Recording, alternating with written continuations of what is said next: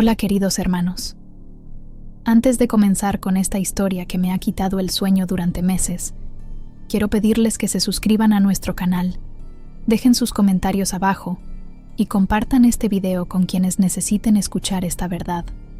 Lo que están a punto de conocer no es solo una historia más, es una realidad que cambió para siempre la vida de una familia entera y que me obligó a cuestionar todo lo que creía saber sobre el mal en este mundo. Mi nombre es Ana Martínez y soy periodista cristiana. Durante 15 años he investigado casos de desapariciones, pero nunca había enfrentado algo tan perturbador como lo que voy a contarles hoy. Esta es la historia de Isabel Hernández, una psicóloga clínica de 36 años, que un día decidió buscar paz espiritual en un retiro de montaña y que jamás regresó a casa. Isabel no era una mujer cualquiera. Graduada con honores de la Universidad Central, tenía una consulta privada en el corazón de Bogotá, donde atendía a más de 120 pacientes al año. Sus colegas la describían como una profesional excepcional, una mujer de fe inquebrantable que siempre terminaba sus sesiones con una oración silenciosa por cada uno de sus pacientes. Gabriel Moreno, uno de sus pacientes más antiguos, me confesó entre lágrimas: Doctora Isabel me salvó la vida cuando nadie más creía en mí. Era como un ángel que Dios había puesto en mi camino. Pero Isabel cargaba un peso invisible. Después de años ayudando a otros a sanar sus heridas emocionales, ella misma comenzó a sentir una fatiga espiritual que la consumía lentamente. Laura Hernández, su hermana menor y abogada de 32 años, recuerda vívidamente la última conversación que tuvieron. Me dijo que necesitaba encontrar a Dios nuevamente, que sentía como si hubiera perdido esa conexión íntima con Él. Sus ojos ya no brillaban como antes. La mañana del 15 de marzo de 2023, Isabel recibió una llamada que cambiaría su destino para siempre. Al otro lado de la línea, una voz suave y melodiosa le hablaba sobre el Refugio de Almas Quebrantadas, un retiro espiritual ubicado en las montañas de Cundinamarca, a 4 horas de la capital. La persona se identificó como Hermana Esperanza, coordinadora del centro. Doctora Hernández, le dijo, hemos escuchado sobre su labor extraordinaria. Creemos que Dios la está llamando a venir aquí, a encontrar la paz que tanto busca. Isabel me confesó por teléfono, minutos antes de partir, que algo en esa invitación la había conmovido profundamente. Ana, siento que el Señor me está guiando hacia algo nuevo. Necesito este tiempo con Él. Fueron las últimas palabras que escuché de mi amiga. El Refugio de Almas Quebrantadas se presentaba como un centro de retiros cristianos dirigido por una comunidad de religiosas contemplativas. Su página web mostraba imágenes hermosas de jardines, capillas rústicas y hermanas orando en silencio. Los testimonios hablaban de transformaciones espirituales profundas, de personas que habían encontrado su propósito divino después de una semana en ese lugar sagrado. Laura me contó que Isabel partió esa tarde con una maleta pequeña, su Biblia favorita y una sonrisa de esperanza que no veía en su rostro desde hacía meses. Me dijo que regresaría en 7 días, renovada y llena del Espíritu Santo. Le respondí que estaría orando por ella cada noche. Los primeros 3 días transcurrieron con normalidad. Isabel enviaba mensajes breves pero tranquilizadores. Todo va bien. Las hermanas son maravillosas. Siento la presencia de Dios de una manera nueva. Pero el 4.º día, los mensajes cesaron abruptamente. Laura lo atribuyó inicialmente a la política del retiro de mantener silencio digital para favorecer la contemplación. Cuando el 7.º día llegó y pasó sin noticias de Isabel, Laura comenzó a preocuparse. Llamó al número que su hermana había dejado, pero nadie respondía. Decidió manejar hasta las coordenadas que Isabel había anotado en un papel antes de partir. Lo que encontró la dejó helada de terror. No había ningún refugio de almas quebrantadas en esas coordenadas. Solo un terreno baldío con maleza crecida y una cabaña abandonada que parecía no haber sido habitada en años. Laura me llamó esa noche, sollozando. Ana, mi hermana ha desaparecido. Algo terrible ha pasado. Inmediatamente contacté a mis fuentes en la Policía Nacional. El sargento Ricardo Vázquez, un hombre de fe que conocía mi trabajo, me confesó que este no era el primer caso similar que llegaba a sus manos. Ana, en los últimos 6 meses hemos recibido 4 denuncias de mujeres profesionales, todas cristianas, que desaparecieron después de ser invitadas a retiros espirituales falsos. Los nombres de esas mujeres me persiguen hasta hoy. Patricia Gómez, enfermera de 42 años. María José Ruiz, maestra de primaria de 29 años. Carmen Delgado, trabajadora social de 38 años. Y Sofía Mendoza, psicopedagoga de 35 años. Todas habían recibido llamadas similares. Todas habían partido con esperanza hacia retiros que jamás existieron. Laura no se quedó de brazos cruzados. Con la determinación de una leona defendiendo a su cachorro, contrató al detective privado Mauricio Castañeda, exagente del DAES con 20 años de experiencia. Juntos comenzaron una investigación que los llevaría a descubrir una red de horror que se extendía mucho más allá de lo que cualquiera podía imaginar. El primer avance llegó cuando lograron rastrear los números telefónicos de las llamadas. Todas provenían de una empresa de telefonía virtual registrada en Panamá bajo el nombre de Comunicaciones Celestiales S.A. La compañía había sido creada solo 3 meses antes de la primera desaparición, y sus propietarios eran personas inexistentes con documentos falsificados. Mauricio me explicó que este nivel de sofisticación indicaba una organización criminal con recursos considerables y conexiones internacionales. No estamos hablando de criminales comunes, me dijo durante una de nuestras reuniones. Estamos enfrentando a una red profesional que ha estudiado meticulosamente el perfil de sus víctimas. No apartes la vista ahora, porque lo que viene es aún más perturbador. Durante mis investigaciones, descubrí que el patrón era escalofriante en su precisión. Todas las víctimas eran mujeres profesionales, solteras, de entre 28 y 45 años, con una fe cristiana profunda y visible en sus comunidades. Todas habían expresado a sus seres queridos una búsqueda espiritual más intensa en los meses previos a su desaparición. La investigación tomó un giro inesperado cuando Laura recibió una llamada anónima. Una voz femenina, quebrada por el miedo, le susurró: «Su hermana está viva, pero no por mucho tiempo. Busquen en la finca El Paraíso Perdido, en Fusagasugá. Pero tengan cuidado, ellos tienen ojos en todas partes». Laura y Mauricio llegaron a la finca al amanecer del día siguiente. Lo que encontraron los marcó para siempre.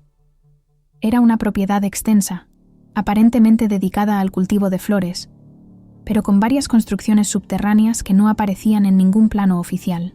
Los ladridos desesperados de perros guardianes y el movimiento constante de camiones durante la madrugada indicaban una actividad que nada tenía que ver con la agricultura. Mauricio logró infiltrarse durante una noche sin luna. Lo que vio lo obligó a vomitar detrás de un árbol y a orar por primera vez en 10 años. En esas instalaciones subterráneas había mujeres encadenadas, todas en un estado de deterioro físico y mental que él describió como inhumano. Reconoció a Isabel inmediatamente. Había adelgazado 20 kilos, su cabello había encanecido prematuramente, y su mirada tenía esa expresión vacía que él había visto solo en víctimas de torturas prolongadas. Pero Isabel no estaba sola. Mauricio contó al menos 18 mujeres en esas celdas improvisadas, todas aparentemente víctimas del mismo engaño. Algunas parecían llevar allí varios meses, otras lucían como si hubieran llegado recientemente. Todas tenían algo en común. Habían creído que iban hacia un encuentro con Dios y habían encontrado el infierno en la tierra. La operación de rescate se planeó meticulosamente durante 2 semanas. Laura contactó directamente al director nacional de la policía, el general Hernán Mejía, quien asignó un comando especial de élite para la operación. «Señora Hernández», le dijo durante la reunión, «lo que su investigación ha descubierto es apenas la punta del iceberg. Hemos estado siguiendo pistas similares en todo el continente. El día del rescate, 30 agentes especiales rodearon la finca antes del amanecer. Lo que encontraron superó sus peores pesadillas. Además de las 18 mujeres en las celdas subterráneas, descubrieron documentos que revelaban una red de traficantes que operaba en 12 países latinoamericanos, utilizando la fe cristiana como cebo para atraer a sus víctimas. Isabel fue hospitalizada inmediatamente en la clínica del Country. Los médicos dijeron que había sido sometida a un régimen de drogas que alteraban su comportamiento y memoria. Durante semanas no pudo recordar nada de lo ocurrido después de llegar a las coordenadas falsas. Solo repetía una y otra vez: «Señor, perdóname por haber dudado de ti». Pero la pesadilla estaba lejos de terminar. Durante los interrogatorios, los criminales capturados revelaron que la finca de Fusagasugá era apenas uno de 26 centros similares distribuidos por toda América Latina. El FBI se involucró inmediatamente, seguido por Interpol y posteriormente por una comisión especial de las Naciones Unidas. La agente especial Jennifer Morrison, del FBI, llegó a Bogotá 3 días después del rescate. Durante nuestra primera entrevista, me confesó: «Ana, en mis 15 años combatiendo el crimen organizado, nunca había visto una operación tan sistemática y cruel. Estamos hablando de más de 400 mujeres desaparecidas en los últimos 2 años, todas atraídas mediante el mismo método». Los documentos incautados revelaron que la organización tenía una base de datos con más de 1.500 nombres de mujeres cristianas profesionales en toda Latinoamérica. Habían estudiado sus perfiles en redes sociales, conocían sus trabajos, sus familias, sus vulnerabilidades espirituales. Cada llamada de invitación al retiro estaba personalizada con información específica que hacía creíble la invitación. El líder de la organización, identificado como Hans Meller, ciudadano alemán de 58 años, había sido deportado de 3 países europeos por delitos similares. Su modus operandi era siempre el mismo: identificar comunidades cristianas sólidas, estudiar a sus miembros más dedicados y utilizar su propia fe como trampa para destruir sus vidas. Durante el proceso judicial, descubrimos que Müller había reclutado a varias mujeres que habían sido víctimas anteriores para hacer las llamadas telefónicas de invitación. Amenazaba a sus familias si no cooperaban, creando un círculo vicioso de dolor que se alimentaba de sí mismo. Una de estas mujeres, Rosa Martínez, de 40 años, me contó entre lágrimas: «Me obligaba a llamar a otras hermanas en la fe, sabiendo que las estaba enviando al mismo infierno que yo había vivido. Señor, perdóname por haber sido instrumento del mal». La red tenía tentáculos que llegaban hasta congregaciones específicas en cada ciudad. Habían infiltrado agentes en iglesias, grupos de oración y retiros legítimos para identificar a las mujeres más vulnerables espiritualmente. Utilizaban información obtenida en confesiones, testimonios públicos y peticiones de oración para construir perfiles psicológicos detallados. El pastor Andrés Villamizar, de la Iglesia Cristiana Renovada de Bogotá, donde Isabel congregaba, me confesó su horror al descubrir que una de las voluntarias de la iglesia había estado pasando información a los criminales durante 8 meses. «Hermana Ana», me dijo, «el enemigo se vistió de oveja para entrar en nuestro rebaño. Nunca creímos que nuestra propia casa estuviera comprometida». Durante los meses siguientes, las investigaciones internacionales revelaron una red que se extendía desde México hasta Argentina, con centros de operación en Colombia, Venezuela, Ecuador, Perú, Bolivia, Brasil, Paraguay, Uruguay, Chile, Panamá, Costa Rica y Guatemala. Cada país había reportado desapariciones similares, pero la falta de comunicación entre autoridades había impedido conectar los casos hasta ahora. La Organización de Estados Americanos creó una comisión especial para coordinar las investigaciones. Su presidente, el embajador Carlos Mendoza, declaró en rueda de prensa: «Estamos enfrentando el caso de trata de personas más sofisticado y cruel que hayamos documentado en la historia moderna de América Latina». Laura se convirtió en la voz de todas las familias afectadas. Creó la Fundación Isabel Vive, dedicada a ayudar a las víctimas rescatadas y a prevenir nuevos casos. Durante uno de sus discursos más emotivos, declaró: «Mi hermana me enseñó que incluso en la oscuridad más profunda, la luz de Cristo puede alcanzarnos. No permitiremos que el mal use nuestra fe en su contra». Los efectos psicológicos en las víctimas rescatadas fueron devastadores. Isabel, después de 6 meses de terapia intensiva, aún sufría pesadillas recurrentes y ataques de pánico. Me contó durante una de nuestras conversaciones: Ana, había perdido la esperanza de ver a Dios nuevamente, pero Él me sostuvo incluso cuando yo no podía sentir su presencia. El doctor Miguel Ángel Rodríguez, psiquiatra especializado en víctimas de trauma, me explicó que el daño causado por utilizar la fe como arma de manipulación era particularmente destructivo. Estas mujeres no solo fueron víctimas de violencia física, sino que su relación con Dios, que era su fuente de fortaleza, fue profanada y utilizada para hacerles daño. Las autoridades descubrieron que la red había movido más de $50 millones en los últimos 3 años. Los fondos provenían de varias fuentes: venta de las víctimas a redes de explotación en otros continentes, extorsión a las familias prometiendo falsa información sobre sus seres queridos desaparecidos, y tráfico de órganos de aquellas víctimas que no lograban adaptarse a su situación. El testimonio más estremecedor llegó de Patricia Gómez, la enfermera que había desaparecido 2 meses antes que Isabel.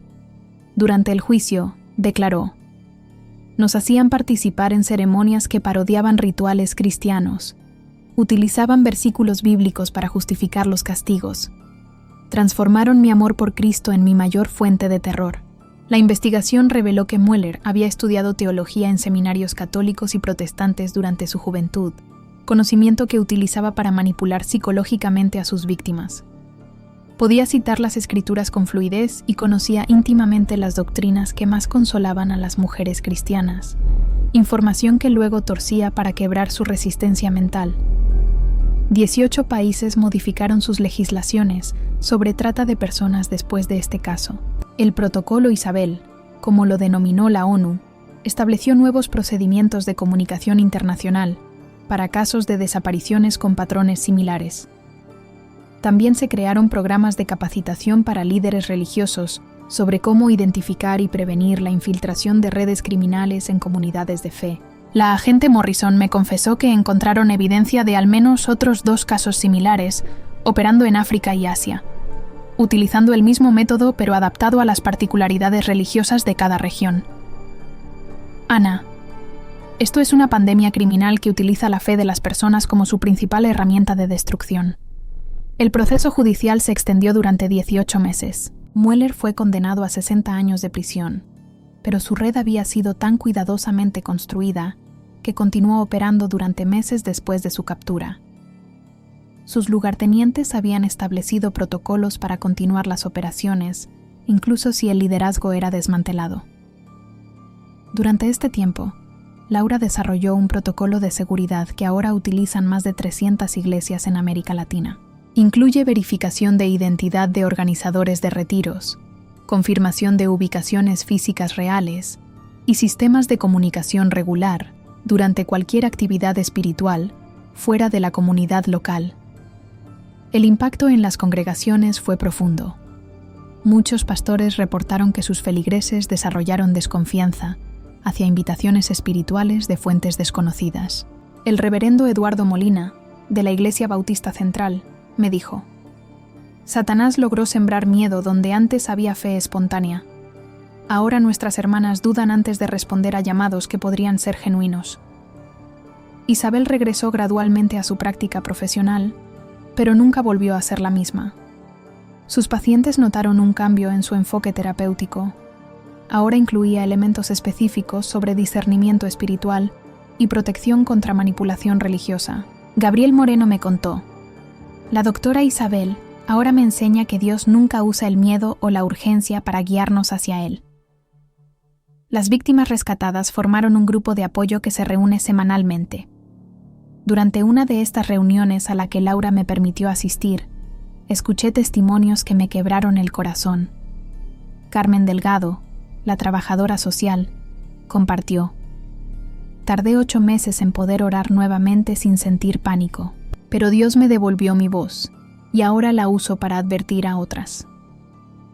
La investigación internacional reveló conexiones con redes de corrupción en instituciones gubernamentales y religiosas.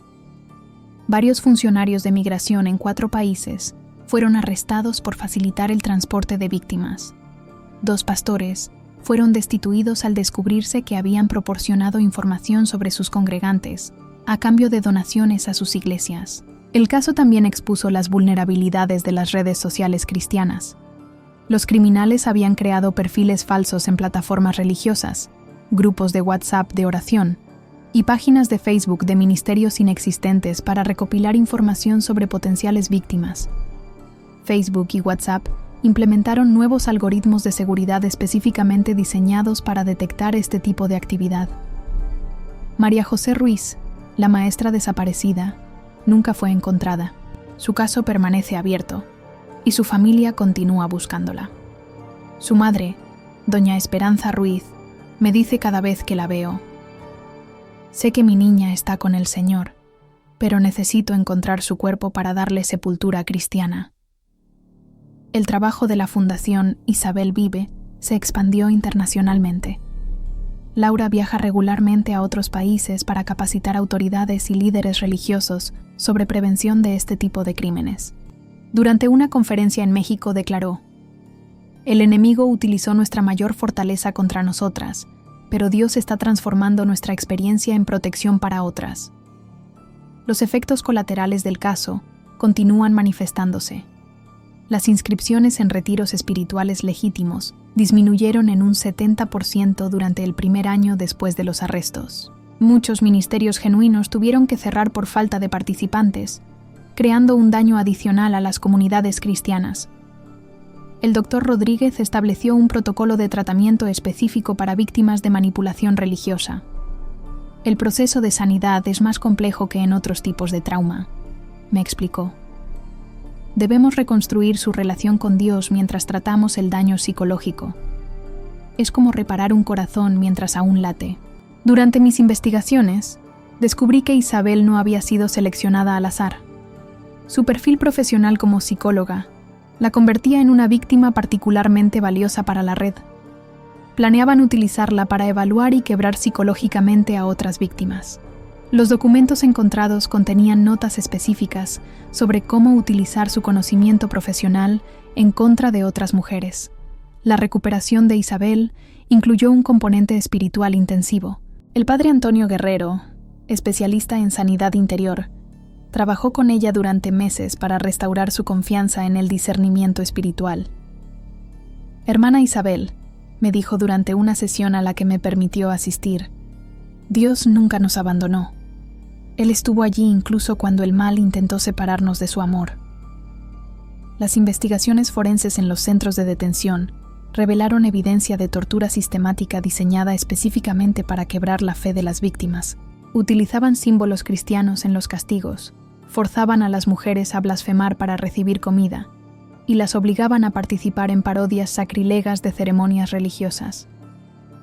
El testimonio de Sofía Mendoza, la psicopedagoga, durante el juicio fue particularmente revelador. Nos hacían repetir que Dios nos había abandonado, que nuestras oraciones no tenían poder, que nuestra fe había sido ingenua.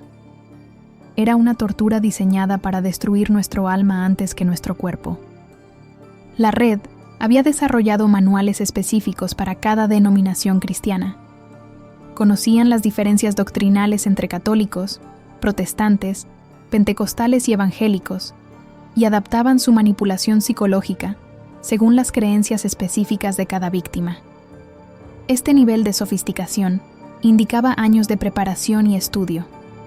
El impacto en las familias de las víctimas fue devastador. Los padres de Patricia Gómez se divorciaron un año después del rescate, incapaces de procesar juntos el trauma de casi perder a su hija. El esposo de Carmen Delgado desarrolló un trastorno de ansiedad crónico que le impidió volver a trabajar. Laura me confesó durante una de nuestras últimas conversaciones que a veces se despierta en medio de la noche, preguntándose si su hermana realmente ha sido rescatada o si todo es un sueño. El trauma no solo afectó a Isabel, me dijo. Toda nuestra familia quedó marcada para siempre. Los criminales habían establecido un sistema de puntos de venta en ciudades europeas y norteamericanas, donde las víctimas más adaptadas eran transferidas para explotación a largo plazo. Las autoridades internacionales lograron rescatar a otras 43 mujeres latinoamericanas en operaciones coordinadas en Alemania, Francia, Estados Unidos y Canadá. El caso generó cambios en los programas de estudio de seminarios teológicos. Ahora incluyen materias específicas sobre reconocimiento y prevención de manipulación religiosa. El seminario donde estudié me pidió que desarrollara un curso sobre discernimiento en la era digital, que ahora enseño en 6 instituciones. Isabel comenzó a escribir un libro sobre su experiencia. Me mostró algunos capítulos durante nuestra última entrevista. Su capacidad para articular el horror vivido con esperanza cristiana es extraordinaria. Ana, me dijo, Dios me está usando para mostrar que su luz es más poderosa que cualquier oscuridad humana. La investigación reveló que la red tenía planes de expansión a comunidades judías y musulmanas, utilizando el mismo método pero adaptado a diferentes tradiciones religiosas. Los documentos incautados contenían estudios detallados sobre vulnerabilidades espirituales en diferentes grupos religiosos. Las víctimas rescatadas desarrollaron un ministerio conjunto llamado Centinelas de la Fe, dedicado a educar comunidades religiosas sobre prevención de estos crímenes. Su primer seminario reunió a más de 1,000 líderes religiosos de todo el continente. El proceso de identificación de todas las víctimas continúa. La base de datos criminal contenía fotografías y documentos de más de 700 mujeres, pero muchas permanecen sin identificar. Interpol creó una división especial dedicada exclusivamente a este caso. Durante el segundo año de investigación, descubrimos que la red tenía conexiones con organizaciones de extrema derecha europea que utilizaban las víctimas latinoamericanas como prueba de la inferioridad de los países en desarrollo. Esta dimensión racista del crimen añadió nuevos cargos a los procesos judiciales. El testimonio final de Isabel durante el juicio principal duró 4 horas. Su declaración, leída con voz firme pero quebrada por momentos de llanto, terminó con estas palabras: Señor juez, lo que estos hombres quisieron usar para destruir mi fe, Dios lo está transformando en testimonio de su poder. El mal no tuvo la última palabra en mi historia. La sentencia de Meller incluye la prohibición perpetua de contactar a cualquier comunidad religiosa y el decomiso total de sus bienes para crear un fondo de reparación a las víctimas. Sin embargo, sus abogados han apelado y el proceso continúa en segunda instancia. Laura estableció una línea telefónica internacional disponible 24 horas para reportar invitaciones sospechosas a retiros espirituales. Durante el primer año de operación, recibió más de 3,000 llamadas y logró prevenir al menos 17 casos potenciales. El impacto mediático del caso generó una oleada de denuncias similares en otros países. Las autoridades de España, Italia y Portugal reportaron patrones similares con ciudadanos europeos siendo atraídos hacia retiros espirituales en países del este de Europa. El trabajo psicológico con las víctimas reveló que muchas habían desarrollado habilidades extraordinarias de supervivencia y resistencia mental. El Dr. Rodríguez publicó un estudio sobre resiliencia post-trauma en contextos de manipulación religiosa, que ahora es referencia mundial en el tratamiento de estos casos. Isabel regresó a su consultorio, pero modificó completamente su enfoque terapéutico. Ahora se especializa en ayudar a víctimas de manipulación sectaria y abuso religioso. Su sala de espera está llena constantemente de personas que buscan su ayuda específica para reconstruir su relación con la espiritualidad después del trauma. La madre de Isabel y Laura, doña Mercedes Hernández, se convirtió en una activista incansable. A sus 68 años, viaja por todo el país dando conferencias en iglesias sobre cómo proteger a las hijas y hermanas de estos peligros. Dios me dio fuerzas que no sabía que tenía, me dijo durante nuestra última conversación. El caso inspiró cambios legislativos en 15 países. La Ley Isabel establece protocolos específicos para investigar desapariciones relacionadas con invitaciones religiosas y crea bases de datos compartidas entre países para detectar patrones similares más rápidamente. 3 años después del rescate, Isabel me invitó a su boda. Se casó con Ricardo Morales, un pastor que conoció durante su proceso de rehabilitación espiritual. Durante la ceremonia declaró: Dios no solo me devolvió la vida, me dio una nueva oportunidad de amar y servir. Sin embargo, la historia está lejos de terminar. Cada mes aparecen nuevas pistas sobre células de la red que continúan operando. La semana pasada, autoridades mexicanas desmantelaron un centro en Guadalajara que utilizaba el mismo método. Rescataron a 11 mujeres, pero encontraron evidencia de que al menos 20 más habían pasado por esas instalaciones. El trabajo de investigación me cambió profundamente. Como periodista cristiana, había cubierto muchas historias difíciles, pero nunca había enfrentado algo que cuestionara tan directamente mi comprensión del mal en el mundo. Esta experiencia me enseñó que el enemigo puede vestirse con las ropas de la santidad para hacer su trabajo más destructivo. Laura continúa recibiendo amenazas de muerte regularmente. Su teléfono es intervenido por autoridades internacionales y viaja siempre con protección policial. No me detendré, me dice cada vez que le pregunto si tiene miedo. Mi hermana sobrevivió para que otras no tengan que pasar por lo mismo. Las investigaciones revelaron que la red tenía infiltrados en organizaciones humanitarias cristianas que trabajaban con refugiados y migrantes. Utilizaban la información sobre mujeres vulnerables en situación de desplazamiento para identificar víctimas potenciales con menos probabilidad de ser buscadas por sus familias.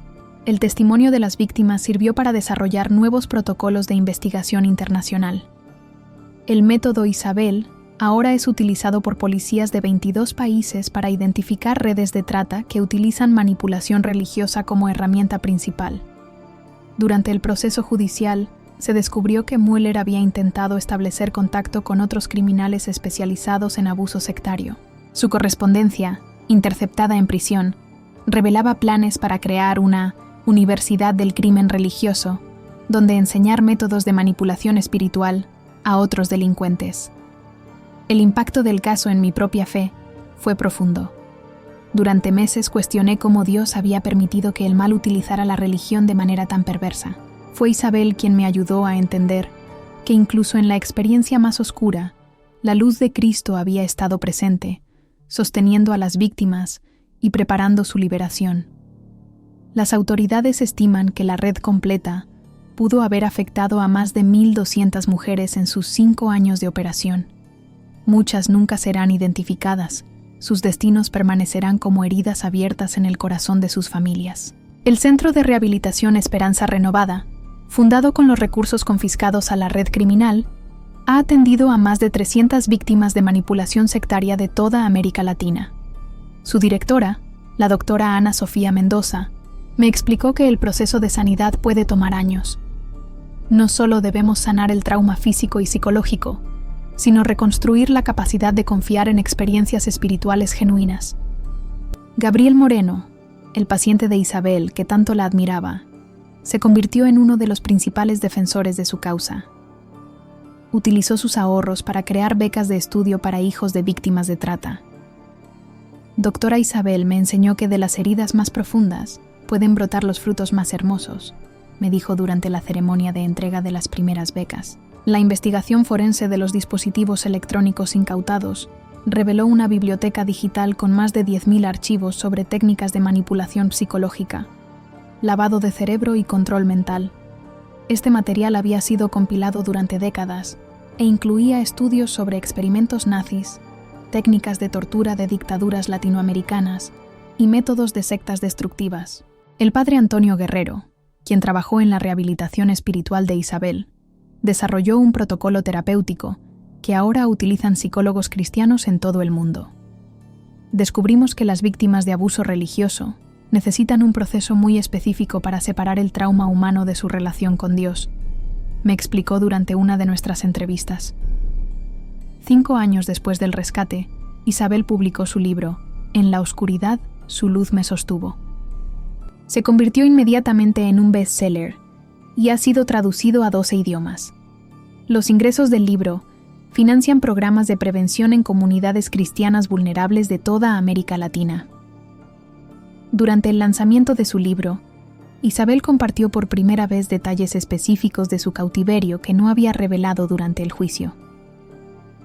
Hubo momentos en que sentí que Dios me había abandonado completamente, escribió. Pero ahora entiendo que Él estuvo allí, en cada lágrima, en cada oración silenciosa, preparando mi liberación.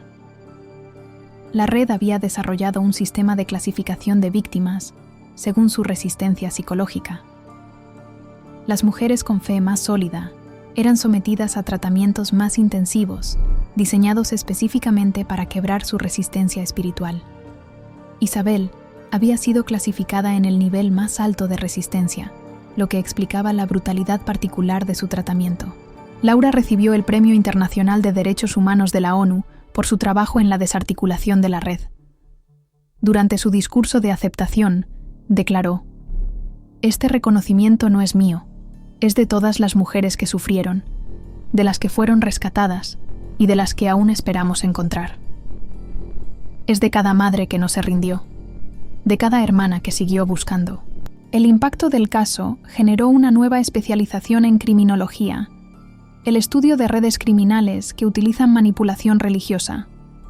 La Universidad Javeriana creó la primera maestría en criminología y manipulación sectaria del continente, dirigida por expertos internacionales en el tema. Patricia Gómez, la enfermera rescatada, regresó a su trabajo en el Hospital San Juan de Dios, pero con un enfoque completamente nuevo. Desarrolló protocolos para identificar posibles víctimas de trata entre los pacientes que llegaban al servicio de urgencias.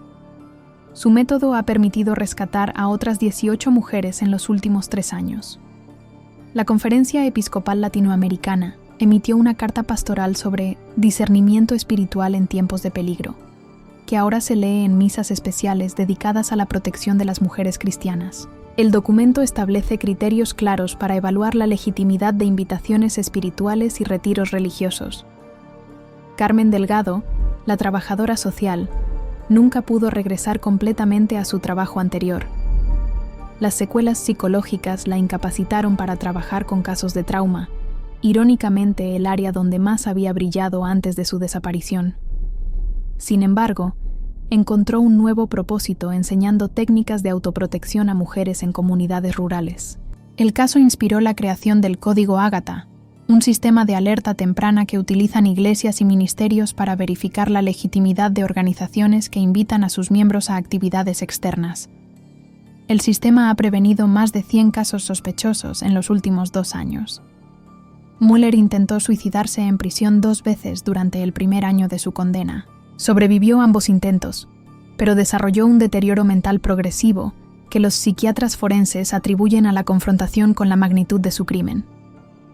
Sus abogados han solicitado traslado a una institución psiquiátrica, petición que las víctimas han rechazado categóricamente. La investigación reveló que la red había establecido contactos con organizaciones criminales en África y Asia para expandir su modelo de operación. Documentos encontrados en computadores incautados mostraban planes para adaptar el método a comunidades musulmanas en el norte de África y comunidades budistas en el sudeste asiático. Isabel y Ricardo tuvieron su primer hijo el año pasado.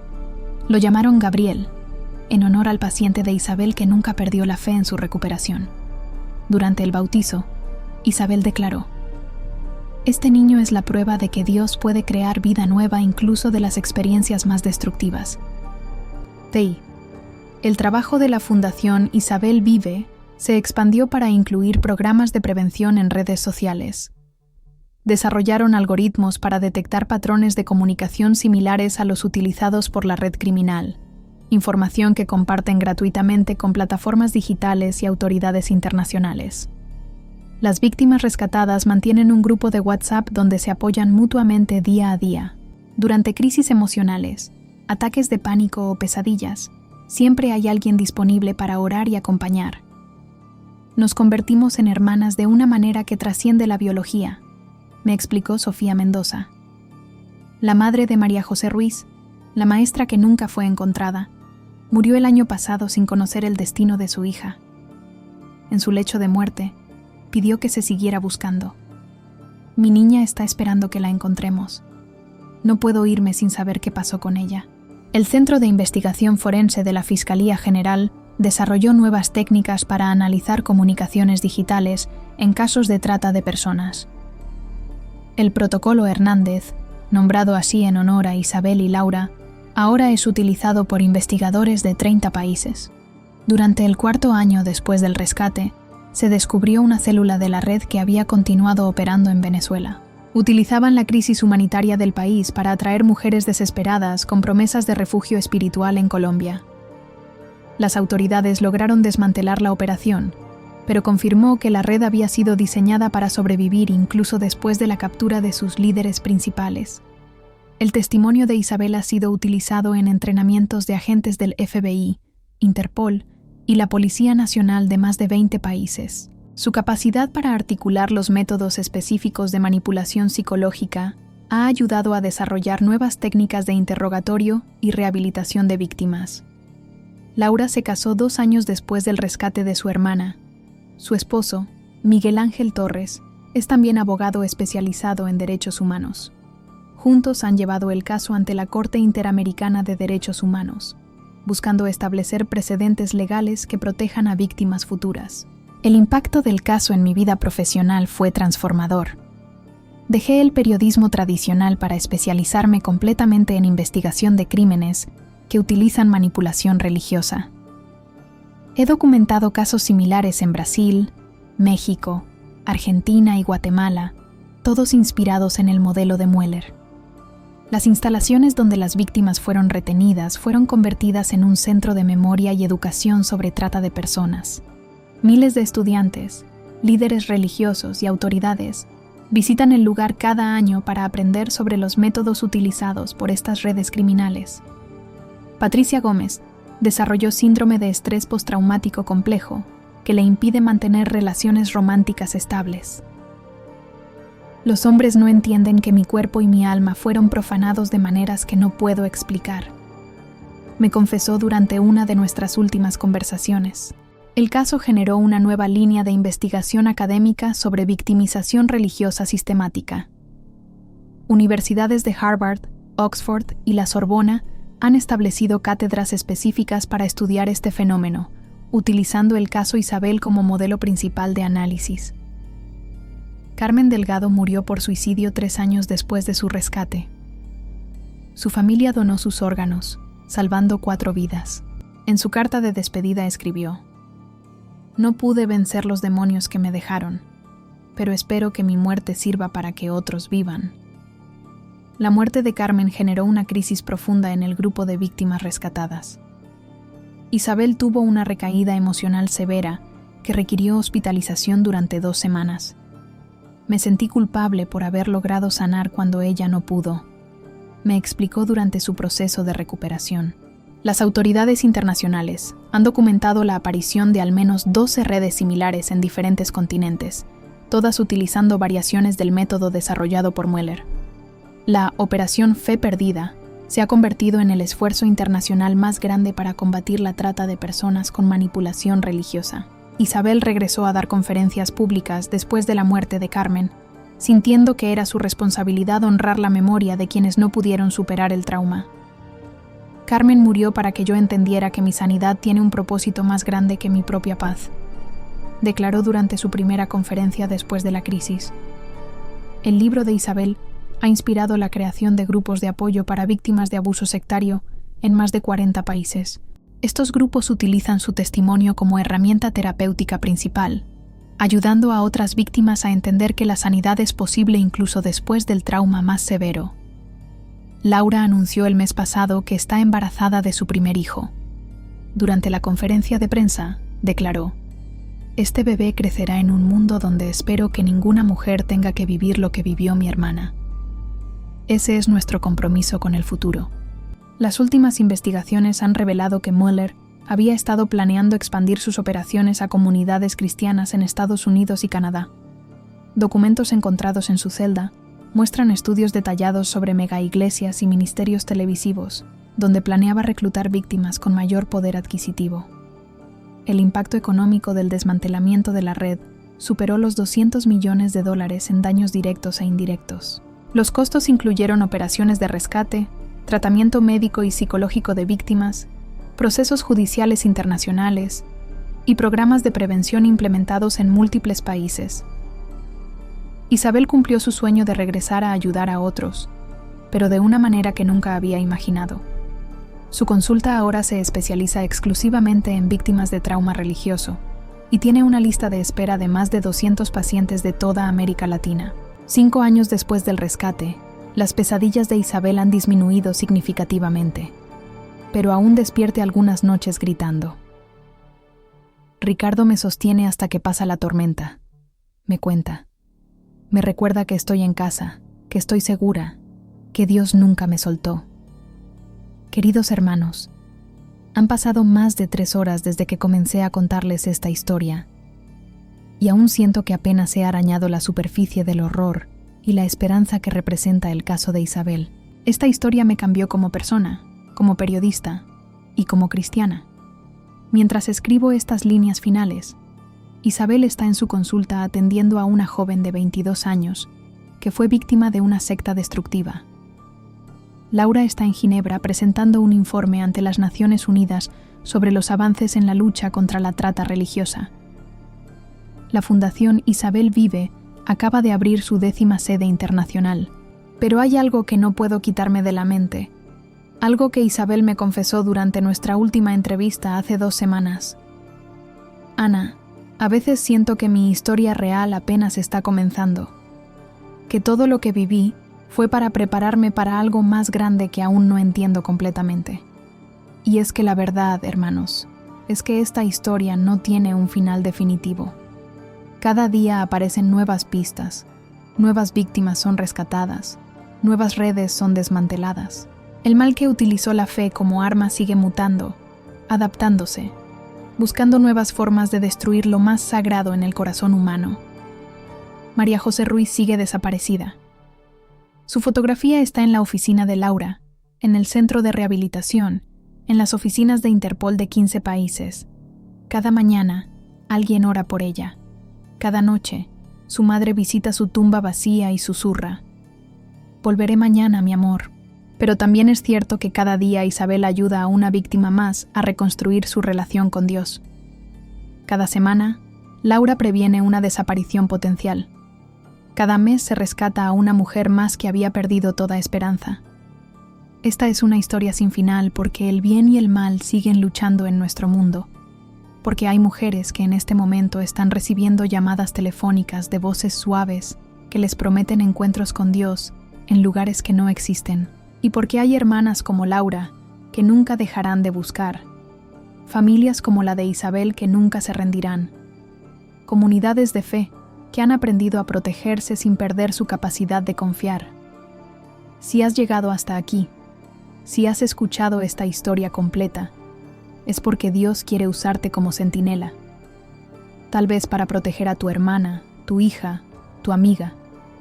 Tal vez para orar por las María José, que aún no han sido encontradas. Tal vez para apoyar el trabajo de organizaciones como la Fundación Isabel Vive. Por eso te pido nuevamente, querido hermano, querida hermana, que te suscribas a nuestro canal para mantenerte informado sobre casos como este. Que compartas este video para que llegue a quienes necesitan escuchar esta advertencia. Que dejes tu comentario contándonos cómo esta historia ha impactado tu vida, tu familia, tu comunidad de fe, porque al final, la mejor arma que tenemos contra el mal que se disfraza de bien es la verdad compartida, la vigilancia amorosa, la comunidad alerta pero no paranoica, la fe inteligente que discierne sin perder la capacidad de amar. Isabel me dijo en nuestra despedida: «Ana, esta historia debe ser contada no para sembrar miedo, sino para sembrar sabiduría, para que las mujeres entiendan que Dios nunca nos llama hacia Él a través del miedo, la prisa o el secreto». Y con esas palabras de esperanza, cierro este testimonio, sabiendo que en algún lugar, en este momento, una mujer está tomando una decisión que puede cambiar su destino para siempre, orando para que tenga la sabiduría de discernir, la fuerza de resistir y la comunidad de fe que la proteja. Que el Señor los bendiga y los guarde, que haga resplandecer su rostro sobre ustedes y que nunca, nunca dejemos de cuidarnos los unos a los otros como hermanos en Cristo. Amén.